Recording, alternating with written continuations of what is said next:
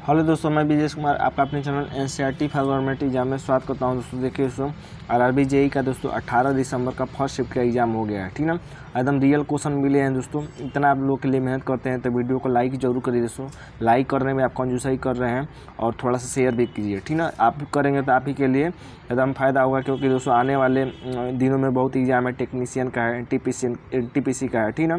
फिर तो उसका एसएससी आरपीएफ कांस्टेबल का है, तो उसका भी एनालिसिस हम लोग करवाएंगे दोस्तों। तो कॉल आप लोग सपोर्ट कीजिए, ठीक है। तो चलिए दोस्तों देखते हैं। और दोस्तों इसका पीडीएफ लेने के लिए दोस्तों आप टेलीग्राम से ज्वाइन हो जाइए। वहाँ पर मैं दोस्तों पीडीएफ डाल दूंगा शाम को तीनों शिफ्ट का, ठीक ना। तो वहाँ से आप डाउनलोड कर रिवाइज कर सकते हैं। चलिए दोस्तों देखते हैं आज के क्वेश्चन कौन कौन पूछे गए हैं। तो देखिए दोस्तों पूछा गया कि अनुच्छेद 251 का संबंध किससे है। तो देखिए दोस्तों अनुच्छेद जो 251 है दोस्तों, यह विधान मंडलों द्वारा बनाई गई विधियों में व्याप्त असंगतियों का वर्णन करता है, ठीक ना। व्याप्त असंगतियों का वर्णन करता है दोस्तों जो विधानमंडल में बनाया गया है। तो अनुच्छेद 251 इसी से संबंधित है। अगला दोस्तों क्वेश्चन पूछा है। देखिए दोस्तों मैंने बताया था कि बस आप दोस्तों दिल्ली सल्तनत पढ़ लीजिए, दिल्ली सल्तनत के सभी सुल्तान और उसके वंश देख लीजिए, उससे बाहर क्वेश्चन नहीं पूछ रहा है, ठीक ना। वही हुआ दोस्तों। फिर वही किया कि दिल्ली सल्तनत का पहला शासक कौन था दोस्तों, तो पूछा है दिल्ली सल्तनत का पहला शासक दोस्तों कुतुबुद्दीन ऐबक हो जाएगा। कुतुबुद्दीन ऐबक से ही ज़्यादा क्वेश्चन पूछ रहा है दोस्तों। देखिए 16 दिसंबर को दोस्तों पूछा था कि घोड़े से गिरकर किसकी मृत्यु हो गई थी, तो कुतुबुद्दीन ऐबक हो जाएगा। या पोलो खेलते समय किसकी मृत्यु हो गई थी, तो कुतुबुद्दीन ऐबक हो जाएगा। फिर दोस्तों कल या परसों पूछा था कि कुव्वत उल इस्लाम मस्जिद किसने बनाया था। कुव्वत उल इस्लाम मस्जिद नहीं, कुव्वत उल इस्लाम मस्जिद कहाँ है दोस्तों, तो कुव्वत उल इस्लाम मस्जिद दोस्तों ये दिल्ली में है, ठीक ना, नई दिल्ली में है दोस्तों। इसको कुतुबुद्दीन ऐबक नहीं बनाया था। कुतुबुद्दीन ऐबक से पूछ रहा है दोस्तों, तो केवल आप दिल्ली सल्तनत पढ़ लीजिए, उससे बाहर क्वेश्चन नहीं पूछेगा। अगला दोस्तों क्वेश्चन पूछा था कि जूनियर हॉकी टीम के कोच कौन बने थे। देखिए PR सीरीजेस बने दोस्तों जूनियर हॉकी टीम के कोच, ठीक ना। अगला देखिए दोस्तों क्वेश्चन पूछा है कि नाटो समिट 2024 कहाँ हुआ था। तो देखिए दोस्तों नाटो समिट 2024 कहाँ हुआ था दोस्तों, तो इसका दोस्तों आयोजन वाशिंगटन DC यानी अमेरिका के वाशिंगटन DC में हुआ था दोस्तों। और आने वाली शिफ्ट के लिए याद रखिएगा दोस्तों कि ये 75वीं वर्षगांठ मनाई गई है। वो नाटो की ये 75वीं वर्षगांठ मनाई गई है 2024 में, ठीक ना। अगला देख लेते हैं दोस्तों। देखिए ये पुस्तक से क्वेश्चन पूछा है, पुस्तक से भी एक क्वेश्चन पूछ रहा है। तो मिडनाइट चिल्ड्रेन के लेखक कौन है, ये पूछा था। तो मिडनाइट चिल्ड्रेन के लेखक दोस्तों सलमान रुश्दी है। सलमान रुश्दी है, ये प्रीवियस ईयर है दोस्तों, कई एग्जामों में ये पूछ चुका है, ठीक ना। अगला देख लेते हैं दोस्तों। देखिए मीनाक्षी मंदिर, ये भी कई बार एग्जाम में पूछा है।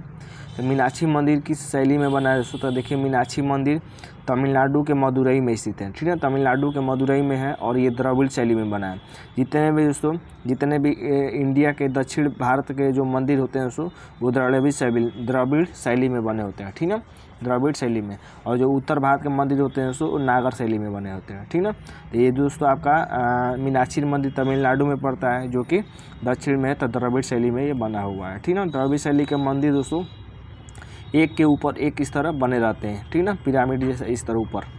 अगला देख लेते हैं दोस्तों। देखिए अगला क्वेश्चन पूछा था कि 1917 में भारतीय महिला संघ संस्थापक कौन था, यानी भारतीय महिला संघ की स्थापना किसने की थी दोस्तों 1917 में। तो देखिए दोस्तों एनी बेसेंट ने भारतीय महिला संघ की स्थापना की थी। एनी बेसेंट के बारे में भी याद रखिएगा दोस्तों कि भारतीय राष्ट्रीय कांग्रेस की पहली महिला अध्यक्ष कौन थी, तो भारतीय राष्ट्रीय कांग्रेस की पहली महिला अध्यक्ष दोस्तों ये एनी बेसेंट थी, ठीक है। लेकिन प्रथम भारतीय महिला पूछे दोस्तों तो सरोजिनी नायडू हो जाएगा, सरोजिनी नायडू हो जाएगा, ठीक ना।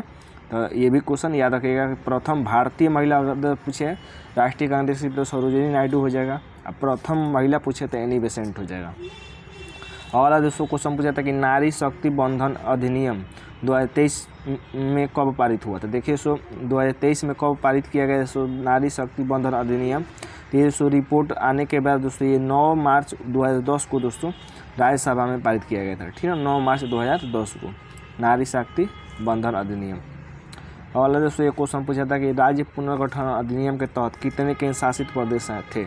देखिए राज्य पुनर्गठन अधिनियम के तहत दोस्तों 6 केंद्र शासित प्रदेश थे। कितने केंद्र शासित प्रदेश थे दोस्तों 6। और पूछे कि राज्य कितने थे दोस्तों, तो 14 राज्य थे, ठीक ना। तो राज्य पुनर्गठन अधिनियम के तहत 6 केंद्र शासित प्रदेश और 14 राज्यों को दोस्तों निर्माण किया गया। और इनमें से कुछ नाम मेन है दोस्तों, जैसे अंडमान निकोबार है, द्वीप समूह है, और लक्षद्वीप है, दिल्ली है, मणिपुरी है, त्रिपुरा है, अगर हिमाचल प्रदेश है, ये कुछ मेन नाम है। ठीक ना, तो ये याद रखिएगा आने वाले शिफ्ट के लिए कि राज्य पुनर्गठन अधिनियम के तहत 14 राज्य भी बनाए गए थे। ठीक ना, जबकि 6 केंद्र शासित प्रदेश। अगला दोस्तों एक चक्रवात से क्वेश्चन पूछा था कि नाना चक्रवात दाना रहना चाहिए दोस्तों, नाना नहीं दाना।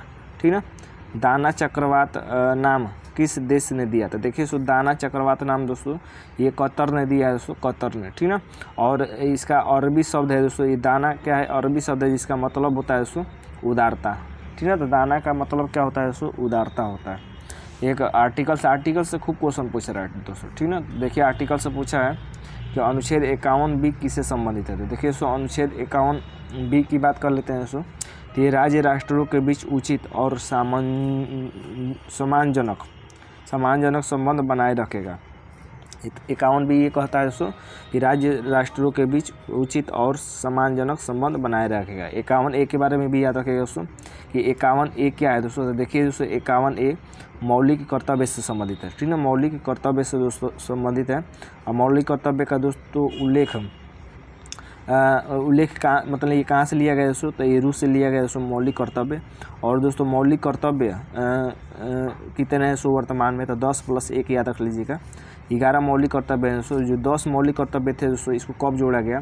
तो 42वां संविधान संशोधन 1976 के द्वारा इसको जोड़ा गया। ठीक ना, ये 10 मौलिक कर्तव्य है। जो 11वां मौलिक कर्तव्य है दोस्तों, इसको 86वां संविधान संशोधन 2002 के द्वारा जोड़ा गया। ठीक ना, 86वां जो 11वां मौलिक कर्तव्य है, 86वां संविधान संशोधन 2002 के द्वारा जोड़ा गया। ठीक ना, और एक याद रखिएगा दोस्तों कि जो मौलिक कर्तव्य हैं किसकी सिफारिश पर दोस्तों संविधान में जोड़े गए? तो सरदार स्वर्ण सिंह समिति की सिफारिश पर दोस्तों, स्वर्ण सिंह समिति की सिफारिश पर दोस्तों मौलिक कर्तव्य को जोड़े गए। ठीक है, तो ये याद रखें दोस्तों सभी क्वेश्चन, ये आने वाले शिफ्ट के लिए महत्वपूर्ण है। और 2 शिफ्ट रह गया है। अगला देख लेते हैं दोस्तों, लास्ट क्वेश्चन देखिए दोस्तों।